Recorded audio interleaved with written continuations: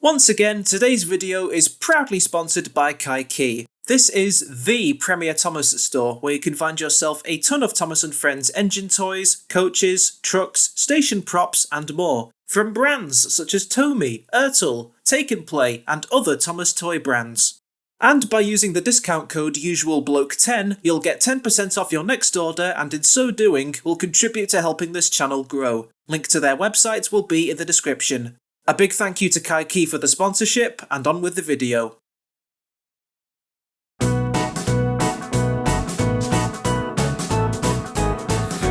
2, they're 4, they're 6, they're 8, shunting trucks and hauling freight. Red and green and brown and blue, they're the really useful crew. All with different roles to play, around Tidmouth sheds or far away. Down the hills and round the bends, Thomas and his friends. Thomas, he's the cheeky one. James is vain but lots of fun. Percy owes the mail on time. Gordon thunders down the line. Emily really knows her stuff. Henry, a toots and a halves and a puffs. Edward wants to help and share. Toby, he is wise and square. They're 2, they're 4, they're 6, they're 8, shunting trucks and hauling freight. Red and green and brown and blue, they're the really useful crew. And all with different roles to play, around Tidmouth sheds or far away. Down the hills and round the bends, Thomas and his friends. We go down the hills and round the bends with Thomas and his friends.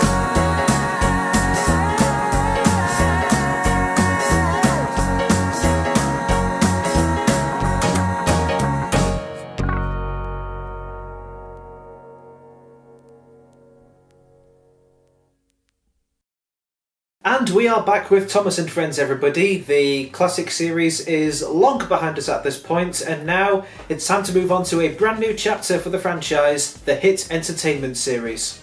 Believe it or not, this era has quite a few nicknames. The Hit series, the Hit era, the new series, the modern series, the Hit model series, or the later model series. I'm happy sticking with Hit series. As we know, this was the point when HIT, or Henson International Television Entertainment, had bought the show rights to Thomas & Friends in 2002, during the post-production of Series 6 and the pre-production of Series 7.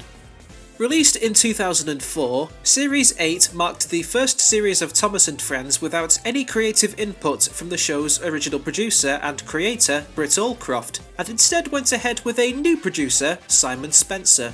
The original series composers Mike O'Donnell and Junior Campbell had also left, and in their place was TV movie documentary composer Robert Hartshorn. And despite David Mitton stepping down as director, that didn't mean the show's directorial style would go completely without the same contribution from the old team. Standing up to the plate was Stephen Asquith, whose work for the series goes right the way back to the very first series back in 1984.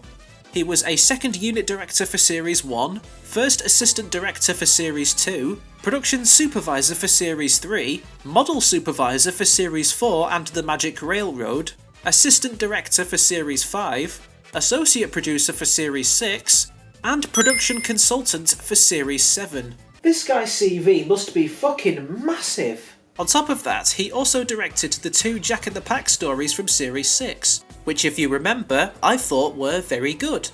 Combined with the episodes being given a longer runtime, changing from 4.5 minutes to 7 minutes, everything seemed to be going in the right direction for a fresh new start, breathing new life into the Thomas & Friends franchise, a whole new adventure with more time to spend with our favourite characters.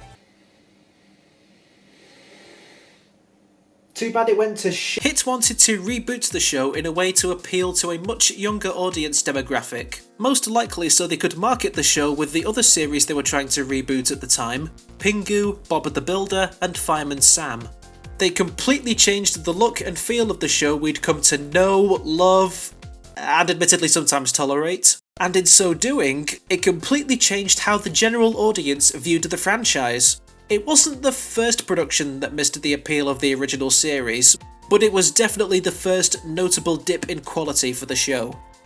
I am slightly nostalgic for Series 8. I have distinct memories of catching the episodes in the morning before school during their runs on Milkshake. But even at an early age, I was kind of put off by the new aesthetic of the show.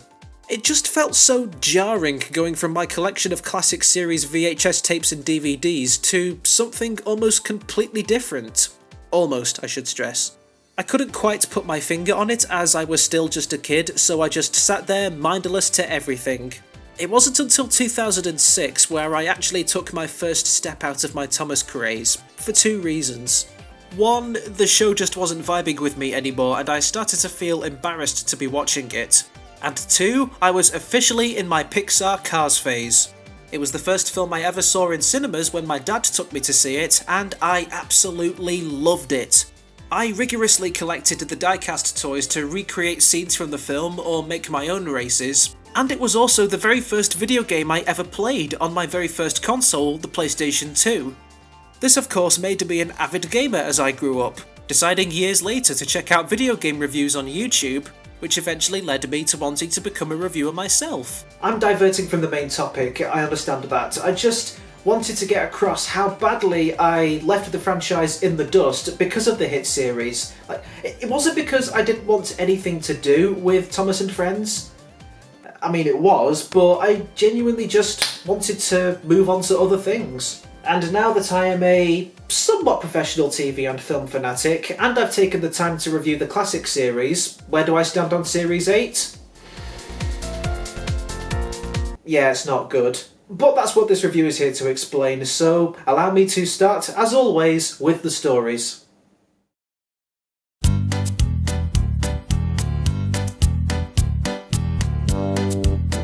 If I had to describe Series 8 in one word, it'd be restrained. Everything feels so crammed into one space and thus has missing potential. Unlike something like Series 1, which worked with its limitations to burst off the screen, Series 8 feels like it's actively submitting to its own limits and calling it a day. And nowhere is that restraint felt more than in the stories. They became intentionally dumber and one-dimensional with no layers of subtlety. We had a couple of those instances in the last two series, but here there's almost no escaping them. You want to see a perfect example of just how generic and babyish Series 8 can get? Look no further than the first story to be released for the series, Thomas and the Tuba. Thomas is tasked with taking a brass band to Maithwaite for Lady Hat's birthday party, but is so excited that he leaves the tuba player behind. What follows is a plot that is dragged on for what feels like an eternity of Thomas running all across Sodor trying to find the tuba player, who meanwhile is wasting his time going from place to place with Bertie, Elizabeth and Trevor, only for Thomas to have an accident while he was distracted looking for the tuba player and decides to listen out for his tuba playing. The day is saved as Thomas finally finds him and brings him to Maithwaite in time for the party. I have several questions. 1. The band leader only notices that the tuba player is missing when they get to the station. Where is the tuba player? And I'm not trying to be rude here, but how exactly did he not notice him? 2. Thomas races back to Knapford to pick him up, but he's already waiting at the bus stop for Bertie. Not only is that him being an impatient prick, but Thomas was just in full view heading back to the station, so why didn't he go back? 3. Which begs the question, how far is that bus stop from Knapford? 4. Why did he go to the effort of taking other transports if neither would take him directly to the party? He would have been better off waiting for if Thomas came back. Oh, that's right, he did, and you noticed fuck all! 5. Thomas goes into a mad panic and races all across the island looking for the tuba player.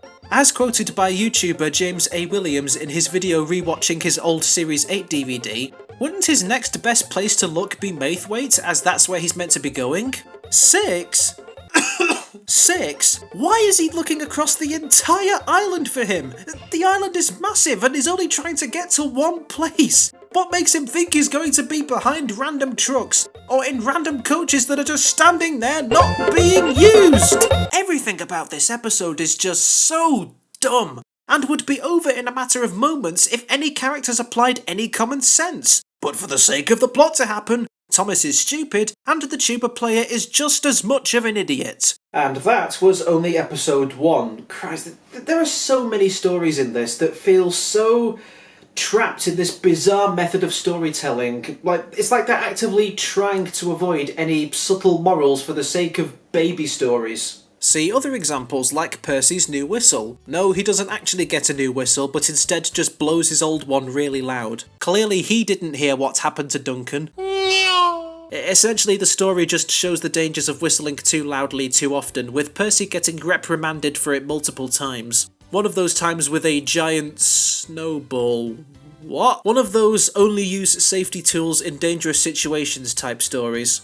I honestly half expected this episode to turn into one of those think PSAs. Or an episode like Thomas Gets It Right. God, whoever wrote that episode title probably thought, we could just take the episode titles from the previous series and change the name of the character. Nobody watched Series 7 with how quickly we threw it out. They'll never know. Unless they saw that very episode in between Series 8. Oops. So Thomas wants to make the most deliveries, but has to go slowly as he's carrying eggs. He gets impatient and starts going faster, and cracks some eggs. All he could do now is deliver the others, but wait, it's okay, because Farmer McCall can apparently just give those cracked eggs to the Fat Controller? Isn't there like 1,000,000 diseases you can catch from eating eggs that you pick up directly off the floor? Plus, I imagine those eggs were on the floor for a long time since they had to deliver the other ones first. I know the Fat Controller is a gluttonous bastard, but even Fat Bastard had standards. Where's your shit at? And of course, an episode like Fish. Wow, they're not even hiding it now, are they? They just flat out stole an episode title from Series 4. They couldn't even put something like Thomas and the Fish. Yeah, it'd still be generic, but at least it's not a Control-Alt-Paste of another episode name. Sorry, where was I? Yeah, this episode. It's the supreme leading example of not just a basic plot with a simple, dumbed-down moral of learning to be more patient. In this case, it's Thomas learning to only take 5 trucks of fish at a time and only going slowly, just like Arthur. Not only is it a message force-fed down our throats, but you might notice something fishy about how the fish are being transported. Gone are the days where fish was delivered inside box vans to keep the ice cool and the fish fresh from smoke and flies, and now we're letting it be transported in open trucks. Why? So that the babies watching can clearly see the engines are carrying the fish, and so shit like this can happen? Some of the fish were shaken loose. Yuck! Thomas gasped. You know what this reminds me of? That one episode of the Grand Tour where Jeremy, James and Richard transported fish across Mozambique in stupidly unsafe and unhealthy ways. And they did it as a joke! Bollocks. Not helping is the episodes starting to feel very formulaic. At this point it's yet to get worse before they switch from models to CGI, which I will talk about one day. But the hit model series, even if not every story followed this same formula, they were still apparent. Allow me to demonstrate in this terrible reconstruction. It was a such and such day on the island of Sodor. All the engines were looking busy for the camera. One morning, afternoon, evening, the Fat Controller came to insert location here. Usually tid with sheds. Insert character name here. I want you to do such and such job today. You must follow a specific instruction that you don't agree with. Insert character name here did not agree with this. Insert character name here did such and such job, but didn't follow the specific instruction, leading to such and such job being ruined.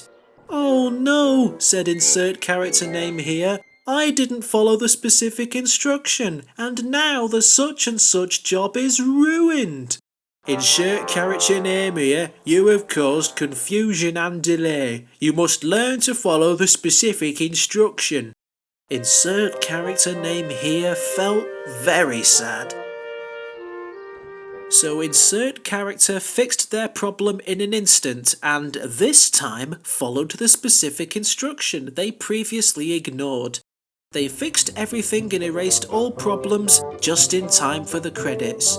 Well done, insert character name here. You really are a useful engine. Insert character name here was very happy. Take that template, add character names, a job, and an instruction, and voila! You have yourself a hit era episode. You know what? Take that template and write your own episode around it and share it via Google Drive to me via my Twitter, and I'll read out some of my favourites in a video. I've made a terrible mistake. I should stress again, this formula does not apply to all the episodes. In fact, Series 8 is the one where the repetitive nature is the least noticeable in this era, but it applies to enough that it makes said episodes feel stale. The hit series changed the episode runtime to be much longer, more than likely done to fit their new schedule I mentioned in the Series 7 review. But the only thing it resulted in was the now repetitive story formula being incredibly stretched out.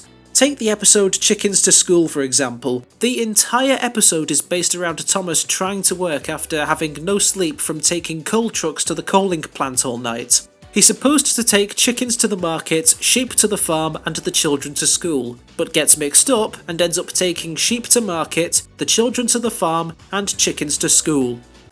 So that's where the episode title came from. Not only does this episode feel so slow with how long it takes Thomas to both pick up and deliver his passengers and animals, specifically they reach the 5-minute mark before each job is finally done, so they have to rush Thomas being reprimanded by the Fat Controller and fixing each mistake. But the logistics as to how this could possibly happen are fucking stupid. Why is everyone listening to Thomas messing up who gets off at what station? Why would anybody at the market unload sheep if they wanted chickens? Why would the children stop at the farm if they know they're not supposed to be there? Actually, skipping school would be something they would want to do. Very accurate there, Mr. Larson. Why isn't the farmer telling these kids to sod off and get out of his barn? What teacher in their right mind would unload the chickens and let them into the classroom? Why aren't they asking Thomas to go back and get the children? If they don't teach any kids, they won't have a job! But the dumbest out of all of these questions is why the Fat Controller is blaming Thomas for all of this. Mate, the island your railway runs on is full of complete dipshits who did this to themselves. You told a half-awake, sleep-deprived Thomas to take the chickens, sheep and children to where they were needed, and those people listened to his confused instructions. Furthermore, why are you letting him do these jobs in the first place after he's been working all night?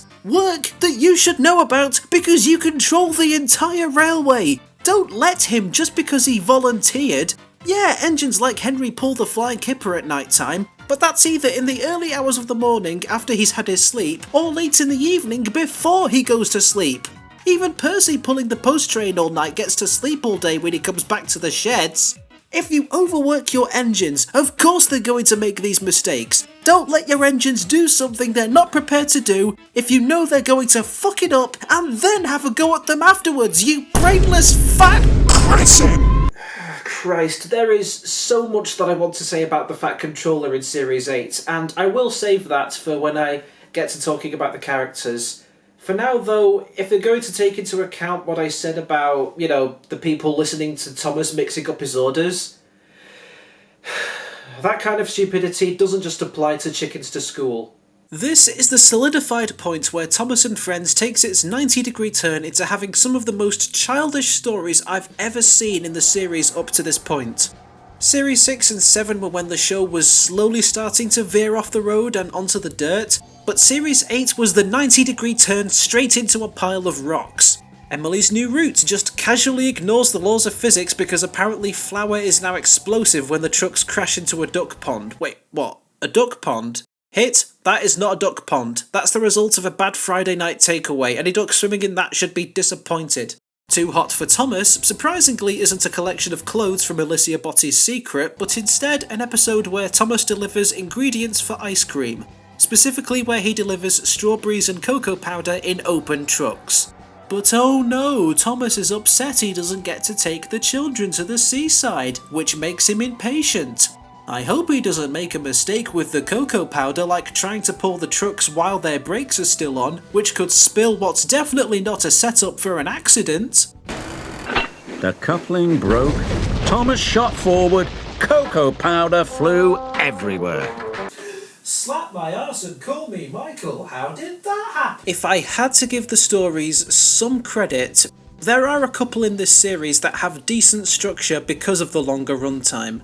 Edward the Great is basically a retelling of the tortoise and the hare, and the length of the race between Edward and Spencer, emphasised with that 7-minute runtime, helps us to take in just how far Edward is having to pull that heavy truck of furniture to beat Spencer, who is constantly speeding along the line, as well as allows for character interactions in between the race, making Edward's victory at the end more fulfilling because of how long we've seen him travel throughout the episode. Spick and Span also works because of its long runtime. Seeing Thomas go back and forth to the washdown gets a bit repetitive, but the runtime allows enough time for the Fat Controller to explain the arrival of the railway inspector. Seeing Thomas and Percy get dirty while working all day while Gordon and James and Emily are all getting washed, said 3 big engines all getting covered in coal dust, and Thomas and Percy arriving last minute looking cleaner and winning a rosette, as does the runtime for other episodes like Henry and the Wishing Tree and Emily's New Route. Trying to crush them down into 4.5 minutes would feel very rushed.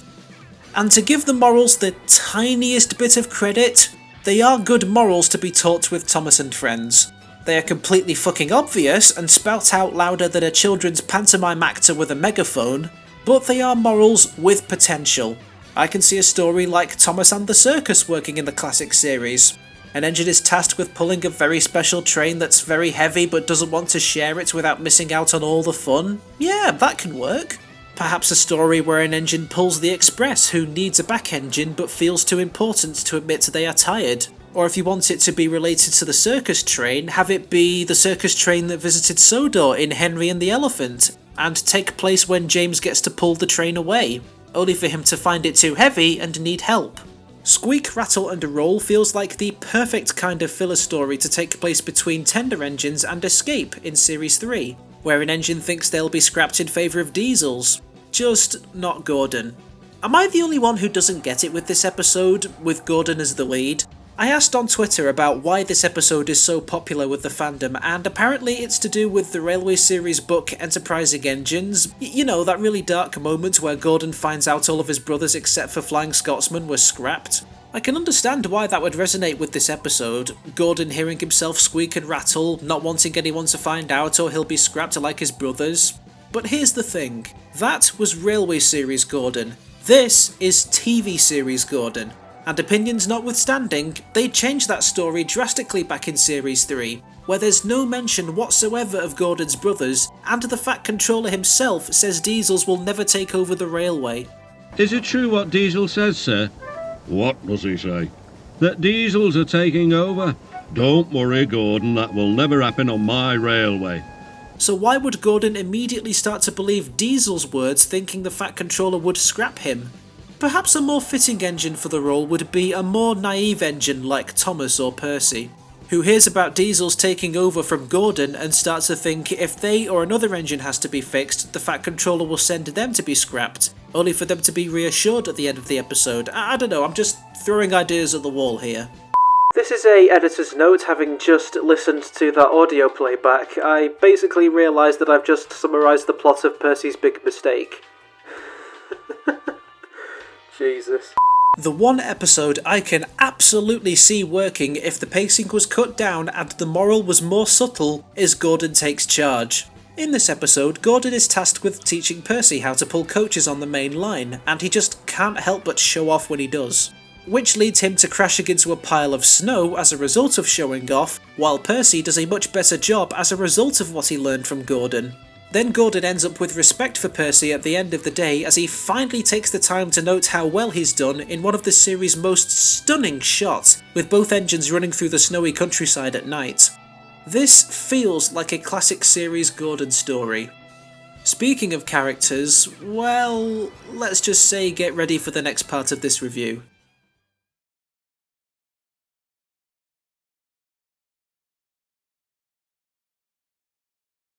One of the biggest ways the show was simplified to a younger audience was abridging the wide amount of characters to a main cast of 8, later nicknamed the Steam Team, consisting of the first 7 characters we'd seen since Series 1 and Emily from Series 7. The 8th character was considered to be Duck for a while, which makes sense, he is Sodor's number 8 engine, but it was later changed to Emily to give female characters more representation. And I don't mind this at all.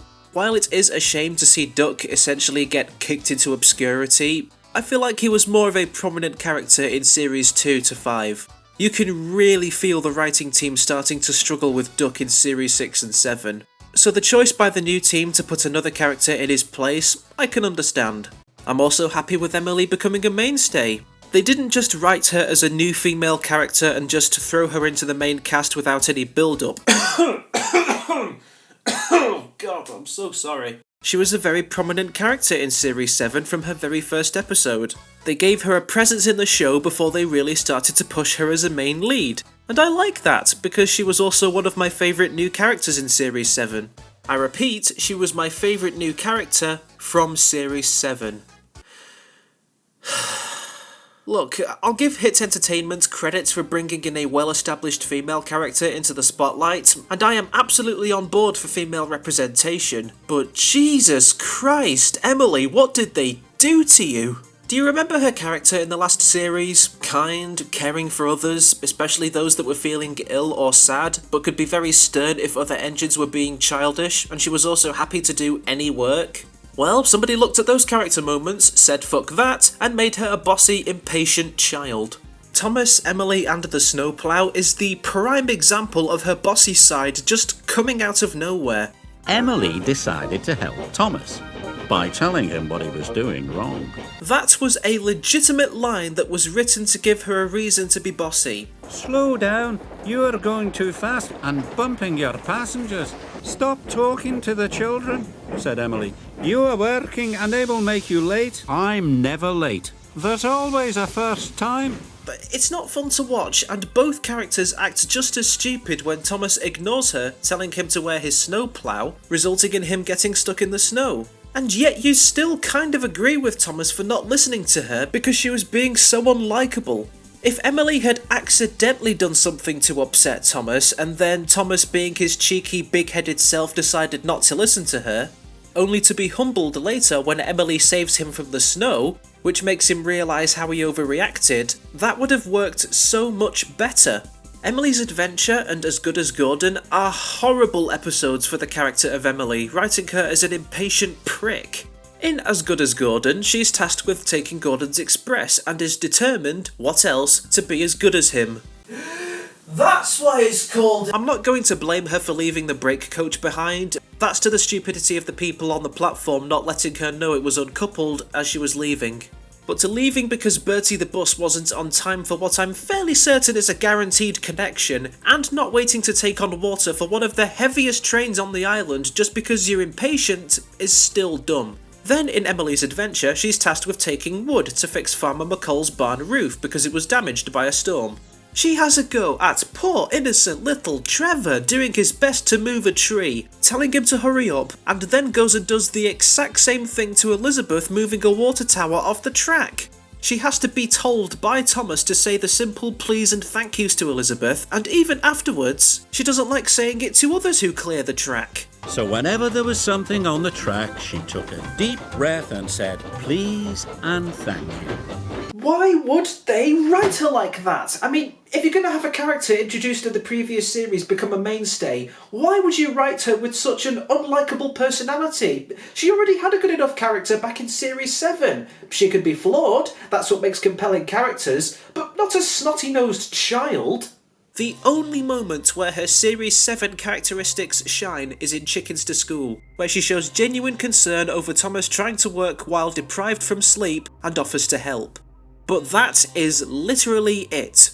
Speaking of Series 7, she's the only new character from the series who appears regularly. Arthur gets a side character role in 1, as does Spencer.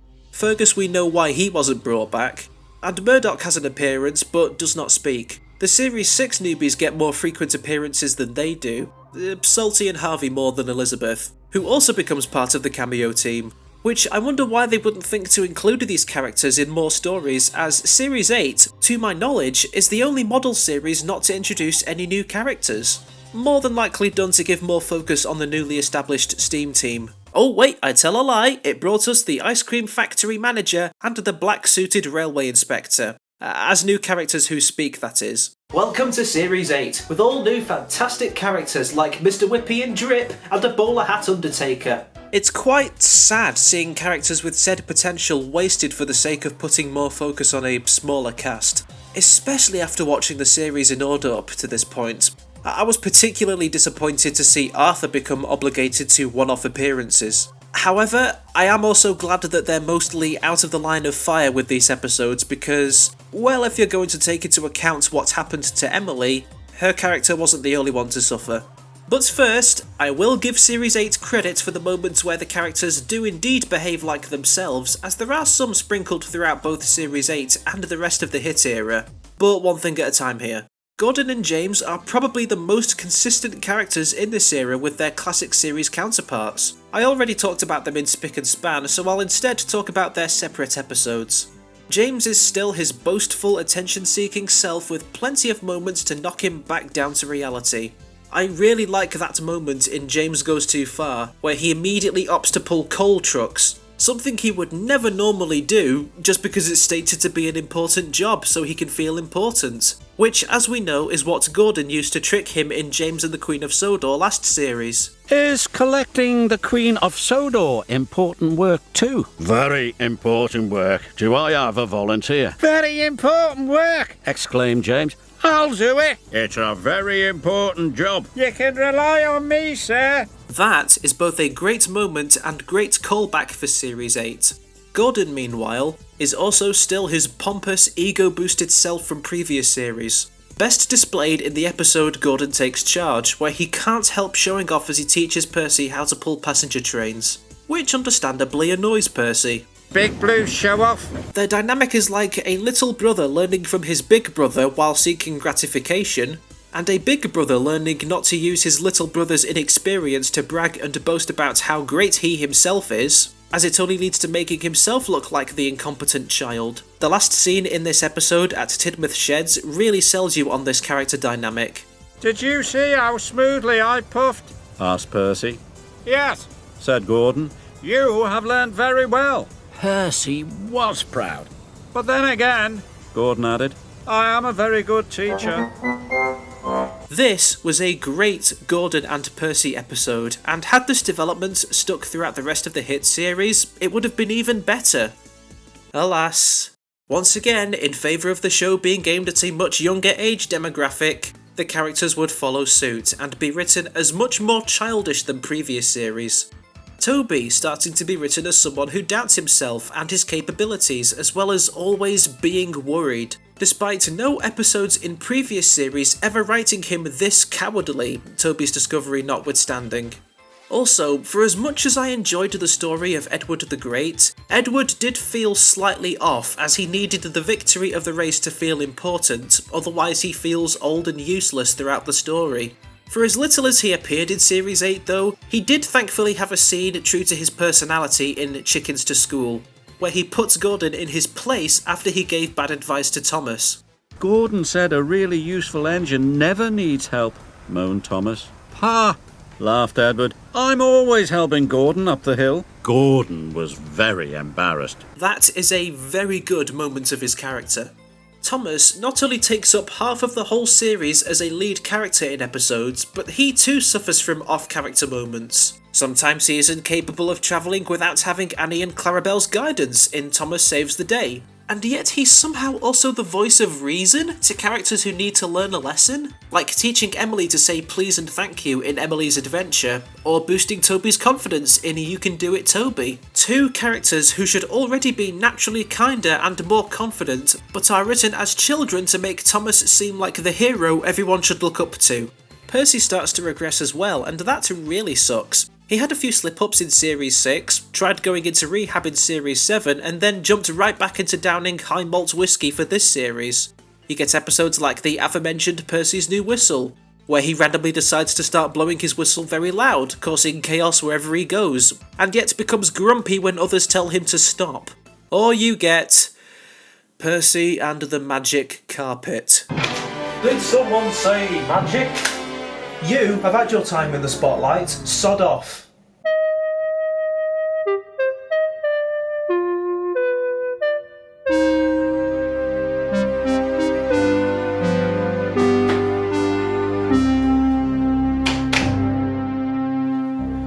Sorry about that. Where were we?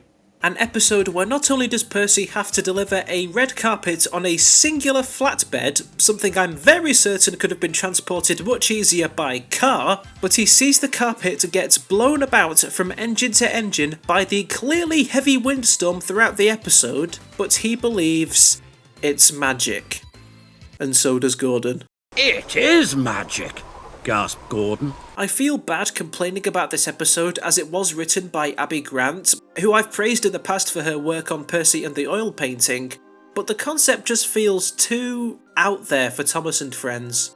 Just as a side note, recently I did actually come into contact with Abby Grant when I tagged her in a Twitter post, sharing with her the video I did focusing on that episode. And from what she told me in the replies, she actually fought with the executive producers to keep the magic element in the episode, who were adamant that Percy solves his problems another way. I'm guessing the problem he needed to solve was when he needed to say magic words to get the carpet to move off the track before Thomas ran over it. Stating to the executives herself, "Do you want to tell the kids that there is no magic?" I would have provided evidence via a screenshot, but when I went back to check the replies, for some unknown reason the tweet got deleted. Which, I don't mind, I'm just happy she got to see that video in the first place. And Abby, congratulations on winning the fight to keep the magic elements in the episode because that's what you wanted. I'm just not a fan of it. Just watching Percy chase a random carpet throughout the episode, constantly coated in this tacky effect of leaves blowing in the wind, just becomes very dull. I did legitimately enjoy one moment from this episode. That's when Salty tries to be very mysterious, asking Percy if he knows any magic words, and he gives a very unimpressed, blunt reply. Do you know any magic words? You mean like please? That was legit funny, but that's about it. Another inconsistency that I don't enjoy, big surprise, is Henry in his only spotlight episode for this series, Henry and the Wishing Tree. He basically longs to pull the express and thinks that wishing upon a supposed wishing tree will give him that chance. Which, not only does he believe his wish is what causes Gordon to go to be repaired, but he for some reason is incapable of pulling the express. Yep, just going to totally ignore his previous instances of taking passenger trains, aren't you, Hit? However, while it does ignore previous lore for the sake of portraying Henry as an incompetent passenger engine, I do respect Abby Grant and Paul Larson for writing an episode around Henry's love for nature. It's not the sequel to Henry's Forest I personally would have wanted, like, at all, but I like that they kept this memorable character trait for Henry. But to me, the most unlikable character in this series is without a doubt, the Fat Controller. Now I have no idea if it's the Fat Controller who orders these jobs on the island of Sodor to be completed in the most impractical ways possible, like the aforementioned Percy and the Magic Carpet, and allowing an overworked Thomas to do another job in Chickens to School. That's very dumb, but it only took one episode to sell me on him being my least favourite character in Series 8, and that is Emily's new route. Emily is given a job of transporting flour from the mill to Knapford. The episode is mainly about Emily trying to avoid being late so she doesn't get swapped to taking passengers along the Blacklock branch line, after hearing from James about a supposed Blacklock monster.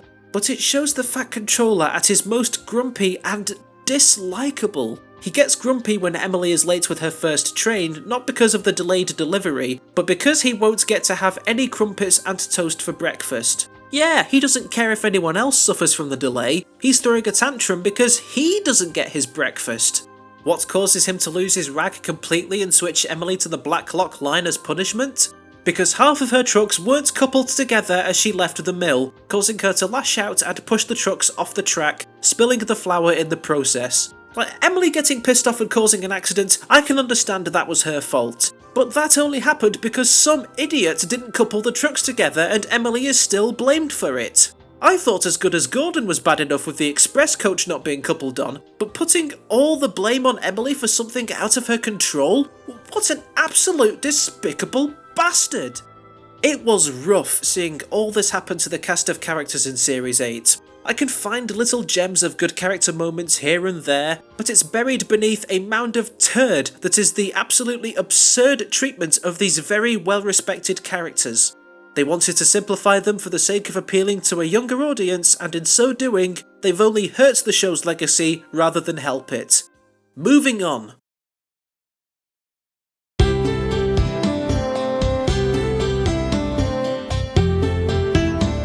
Series 8 does have some technical goofs common with the classic era beforehand. Sometimes the engine's whistles will get mixed up, like Emily's Adventure, where she has Henry's whistle instead of her own. Sometimes the engines will have the faces of the wrong characters, and sometimes you'll get instances of stock footage from not just its own series episodes, but scenes from previous series.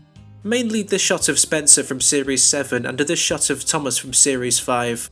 They even reused shots from Series 7 in the closing engine roll call song at the end of each episode, and kept it that way until they did a reshoot of the segments top to bottom years later for Series 11. An odd choice, but definitely could have been a hell of a lot worse than how Series 7 managed its stock footage.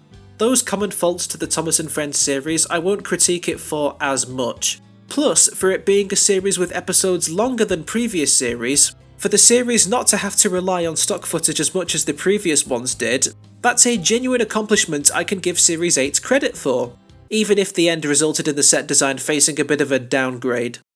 I'm sorry if these sets have any fans, but personally, I just think they're too barren. Series 6 had those generic stretches of track with barely any standouts and the engines just plonked in front of the camera, but at least they were just moments. If you took those stretches of track and they for some reason manifested themselves into their own set designs, you'd get Series 8. Looking back, I remember a lot of dark green trees and vast open countryside, but like in every episode, you get familiar stations from previous series, but they are just surrounded by trees, and everything in between that, more trees. Even the winter episodes have too much vast open land. There is such a thing as too much nature on the island of Sodor. Unless it's a scene that takes place at the quarry, Tidmouth, coaling plant, Brendam docks, or on the rare occasion when they go to the beach, everywhere else is just surrounded by trees. If that wasn't enough, this was also the series that started to use the very gimmick of the week location rolling stock and locations, like Thomas pulling a tanker full of raspberry syrup to the ice cream factory, as well as cream, cocoa powder and strawberries, surrounded by, you guessed it, trees. Is there that much demand for ice cream on Sodor that they have to set up an ice cream factory as part of a railway station? No wonder the US dub doesn't like using the word fat. Everyone on Sodor's gonna catch diabetes. Sodor being surrounded by mostly countryside has been an ongoing thing since Series 1, but most of the time they prioritised on putting something, anything in the background to let people feel like Sodor was a real place. It's always been a priority to make the railway feel as close as possible to a realistic railway. Here, while there are a couple of instances of neat background additions, with it being coated in mostly countryside and not as many common locations for the sake of simplicity, with that simplicity comes part of the show that feels missing. Compared to the first 5 series, there's once again more of the sets to see on screen because of the wider lens, but very little in terms of variety. It's better looking than Series 6 at the very least, the colour scheme is decent and so is the lighting. At night time, sometimes the lack of anything in the background really creates a surprising amount of serenity, because you can use your imagination to picture the things in the distance that help you feel like this is real. This shot of Percy and Gordon in Gordon Takes Charge running through the nighttime snowy countryside, oh, it's so beautiful. Their shapes barely visible as silhouettes, the only source of light being their lamps and the lights inside the coaches against the wide, dark sky. This is one of my favourite shots in Series 8, and I really wish the daytime shots hit that same way, but they don't. The sound effects are also pretty solid, still as crunchy and realistic as they've always been. The sound effects in You Can Do It Toby when the Express is being pushed and pulled up Gordon's Hill are amazing, and really makes the Express feel very heavy.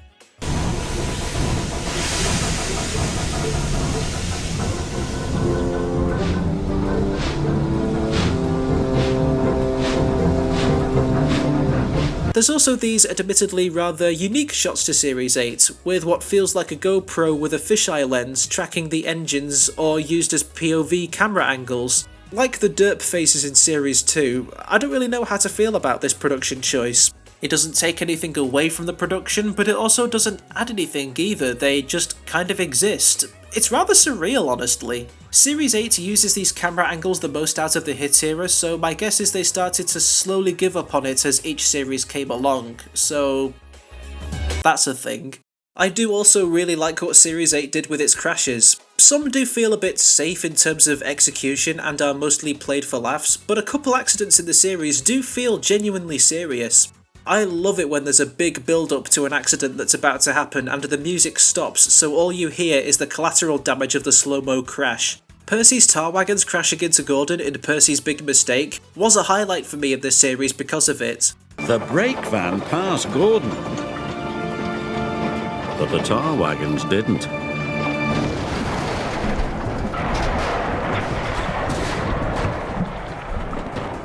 That is very cool. But sometimes you get accidents that don't really make sense. But the first crash in the episode Thomas Saves the Day doesn't really make sense, as they never really explain what makes the difficult bend, well, difficult.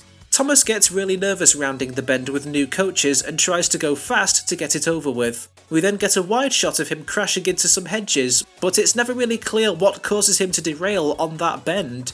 The only way I could find anything to visually show how he derailed was this promotional image, published in a Chinese book version of the episode's story, titled Thomas Do Not Panic. But even then, there's nothing wrong with the rails to show why he came off the track. Did he trip up over thin air?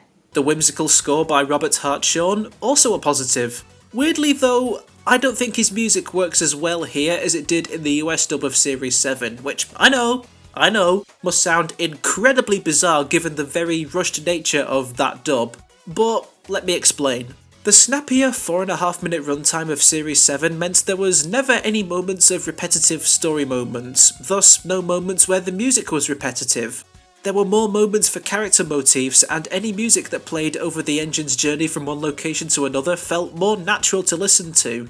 Here, because of the new runtime, there's many instances of tunes being played over and over to meet the longer runtime. For instance, the continuous theme of the circus train in Thomas and the Circus takes no time at all in getting on my nerves, with it just being the same boring brass melody played over and over for 7 minutes. Hartshorne really loved brass instruments during his time on the hit model series, and spoiler warning, it's not going to get any better from this point on. However, where his music does excel is with the intense action sequences. Whenever Hartshorne brings in those violins and flutes to add tension to a runaway or chase, it really works and can result in some excellent underrated music pieces. The music in the scene in Thomas Saves the Day when he has to get ahead of the runaway trucks to warn people at the new station captures that same energy of the music in the classic era that highlighted the danger of a runaway train. It's heart-pounding and intense.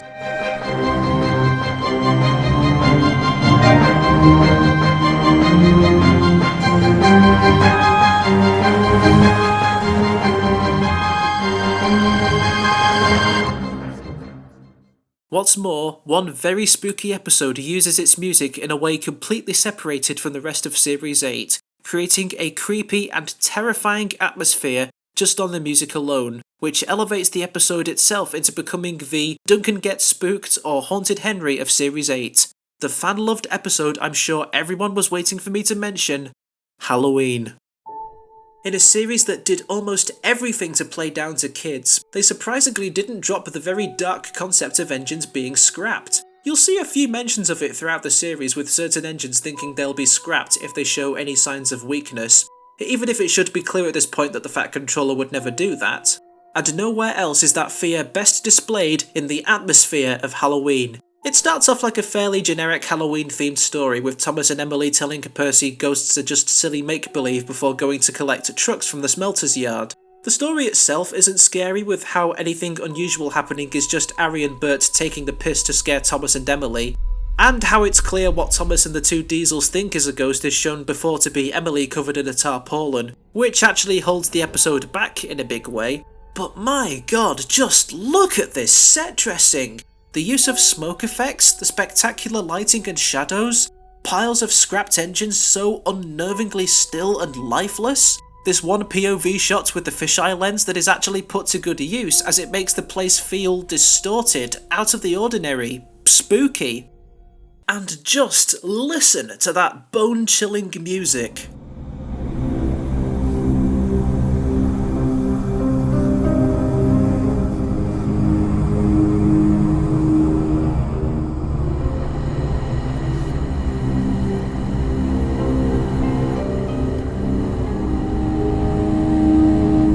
You thought that was good? We haven't even got to the best bit yet.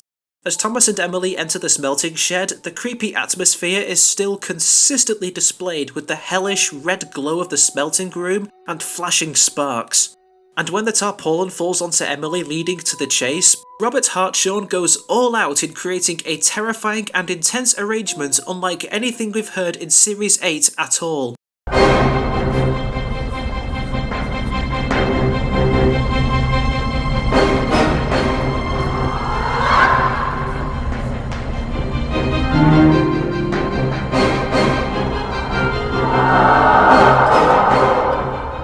Then when they leave the smelter's yard and head out to the countryside at night, the chase feels even more intense as they run away through what feels like an endless land of nothing with the tense music still going.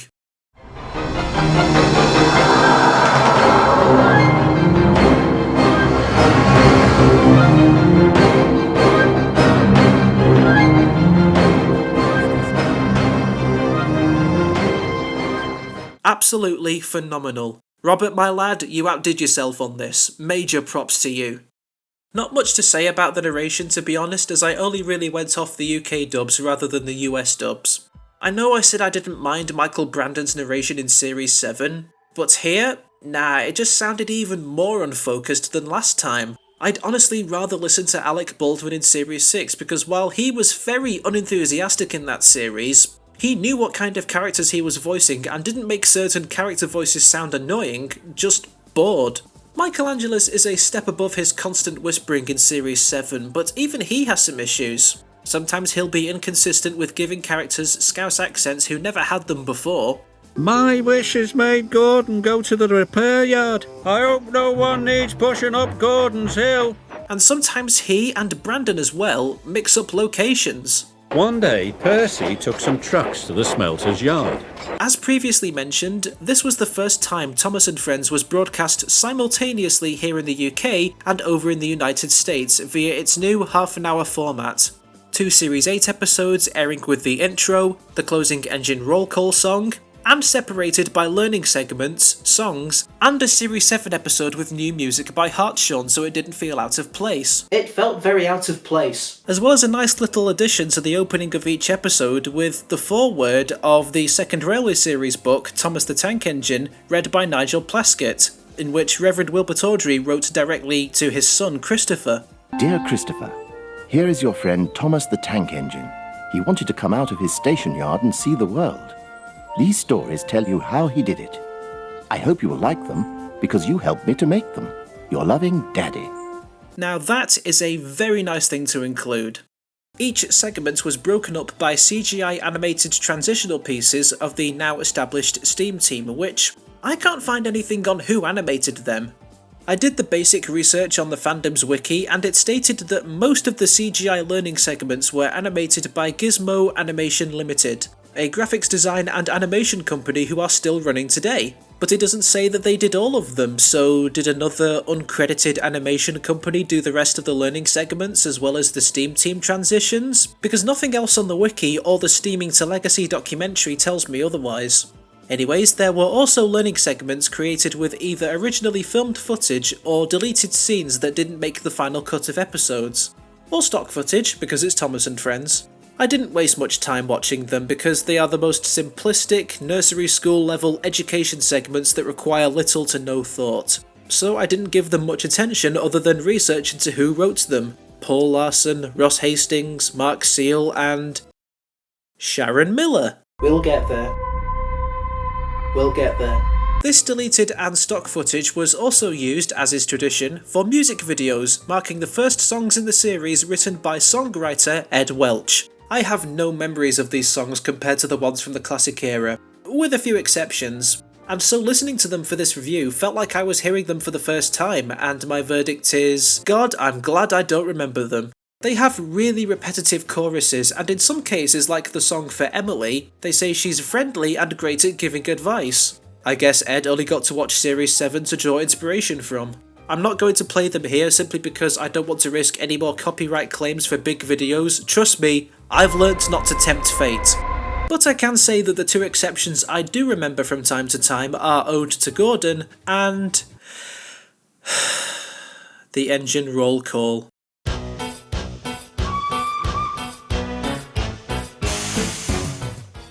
God almighty, I can't stand the engine roll call. I'm sure many others already don't like the song simply because it was the replacement of the iconic theme tune that had been used since the show began, but I just find it so irritating.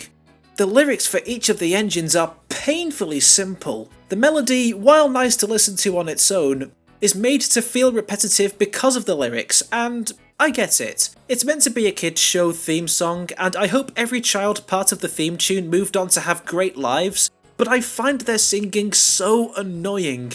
I should probably explain myself. My autism was much more severe when I was a kid, and thus my senses were always on high alert, making those days in primary school when we had assemblies and had to sing songs all the more irritating, because I was stuck in a massive hall of other kids singing way too loud for my ears as well as incredibly off-key.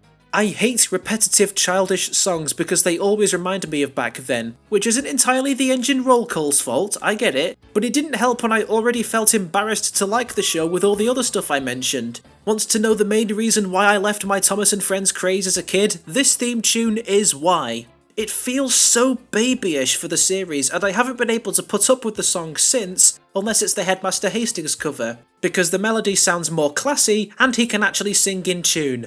I am very glad I watched these via YouTube just so I can skip this annoying song entirely. Moving on. If I had to pick the bottom 5 episodes of Series 8, like the episodes I would never watch again, my order would go something like this. Number 5, Henry and the Wishing Tree. As much as I can respect Abby Grant and Paul Larson for writing another episode for the series around Henry being a nature lover, I cannot look past them writing Henry as incapable of pulling the express and that ending where he wishes on the tree to never pull it again. It just doesn't sit well with me, but the respect is still somewhat there. Number 4, Thomas and the Circus. I simply dislike this episode because it's boring. With the moral obviously about learning to share the workload when it's too much for you to handle, you're left just watching Thomas slowly pull the circus train across the island. The repetitive brass music doesn't help either. Also, hi Toad, gonna say anything? No? You're just gonna be unnamed rolling stock? Aww. Number 3, Thomas, Emily and the Snowplow. It ruins a great new addition from the previous series and has characters behaving at their most childish and dislikable. Skip. Number 2, Percy's New Whistle, is actually a lie with its title as Percy doesn't get a new whistle and instead just blows his old one very loud, and solidifies his downward spiral into the baby of the STEAM team after things were starting to look up for him in Series 7. And number 1, Chickens to School. Everyone in this episode is dumb, and therefore the episode is dumb. Fuck it. Right, let's bring back the positive vibes for what I would choose for the top 5 episodes. Number 5, Edward the Great. Just a simple and effective retelling of The Tortoise and the Hare with a great unique character pairing you wouldn't expect to see. Full of great character moments galore, and overall is a nice story in this era for our favourite wise old blue engine. Number 4, James Goes Too Far. An unexpectedly very good story that dives into the lengths James will go to feel important, which of course bites him in the end. I actually really love that it's not the Fat Controller that tells him off, but Salty. Something you wouldn't expect to see from such a friendly guy like him, but it really works, it gives him morals to stand by. Yeah, I really like this episode. Number 3, Thomas and the Fireworks Display. I didn't talk much about this episode, but I can say I really do enjoy the dynamic between Thomas and James in this episode. They constantly get on each other's nerves and their bickering is funny to see, but both understand what needs to be done to get the fireworks display to the station on time and work together. It's simple, it's effective, I like it. Number 2, Gordon Takes Charge. A plus on behalf of Paul Larson for getting these characters 100% accurate from the classic series, and a great dynamic is born as a result. Occasionally it brings us some stunning shots, and just does very well in telling a story I can see fits right in with the classic era or even the Railway series to an extent. And number 1 should come as no surprise, Halloween. The visual and musical peak of Series 8, dripping with atmosphere, and despite not having a scary story, like, at all, the set design of the smelter's yard and purely haunting tone works enough to make it the best of this series. Great direction and music can push an episode a long way, and the result was brilliant. Series 8 ranges from being passably okay to below average. This was my first time watching the series from beginning to end, and I had forgotten just how tiresome or childish it was. It has decent stories, the nighttime shots are very nice, the sets can sometimes look appealing, the music is great if slightly repetitive, and there are odd occasions where the characters do feel in character. When they are done right, damn are they done right. But many of these stories grow dull and predictable very fast. The longer runtime feels more like a drag than extra content. Too often do the characters seem to be out of character or just flat out unlikable. There was way too much Thomas even for his own show, and barely any consistency with the geography of where things are on Sodor. I really wanted to like this series, I really did. It has a ton of moments that wouldn't be too far-fetched from the classic era, and good story ideas. It has that potential, I see that potential, and I'm only made to feel all the more frustrated when that potential is wasted. I can see nuggets of genuine quality, but I can't state a series is good solely on just a few moments. It's technically a successful reboot for what it set out to accomplish, but not for the right reasons. We're not off to a good start on this, are we? Well, at least I know that because the later series don't change much, those reviews will be a lot shorter because... just look how long this video's gone on for.